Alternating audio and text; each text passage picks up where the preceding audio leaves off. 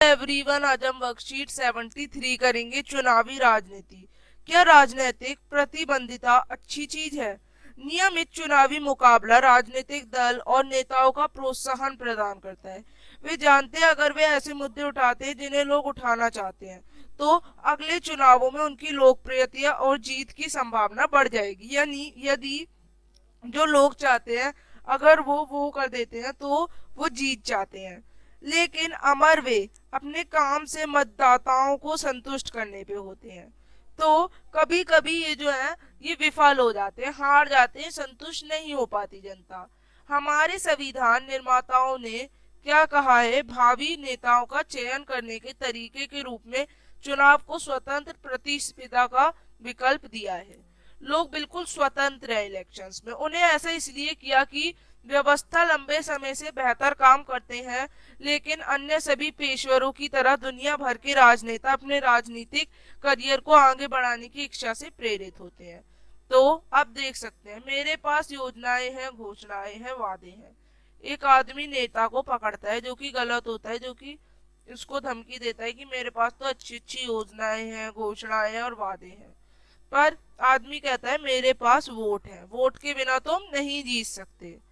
अब राजनीतिक प्रतिद्वंदिता के नुकसान भी है। हर इलाके में फूट और गुंडेबाजी की भावना, पार्टी पॉलिटिक्स, जहां विभिन्न राजनीतिक दल और नेता अक्सर एक दूसरे पर आरोप लगाते हैं, वे चुनाव जीतने के लिए विभिन्न हथकंडे अपनाते हैं। समाज और देश की सेवा करने की चाह रखने वाले कई अच्छे लोग अस्वस्थ राजनीति के कारण उसमें नहीं मुकाबला कर पाते। ये किस्म की दीर्घकालीन राजनीति को पनपने नहीं देते। अब इसका यथार्थवादी तरीका यह है कि ऐसी प्रणाली स्थापित की जाए जहां राजनीतिक नेताओं को जनता की सेवा करने के लिए पुरस्कृत किया जाए, और क्या किया जाए, ऐसा करने पर उन्हें दंडित किया जाए अगर वो गलत काम करते हैं।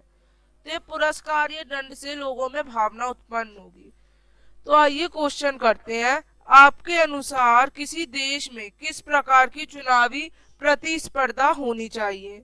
तो मेरे हिसाब से एक देश में नियमित चुनावी प्रतिस्पर्धा होनी चाहिए।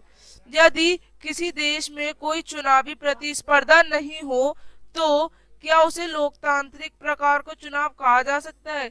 यदि किसी देश में चुनावी प्रतिस्पर्धा नहीं हो तो वह लोकतांत्रिक प्रकार का चुनाव नहीं है।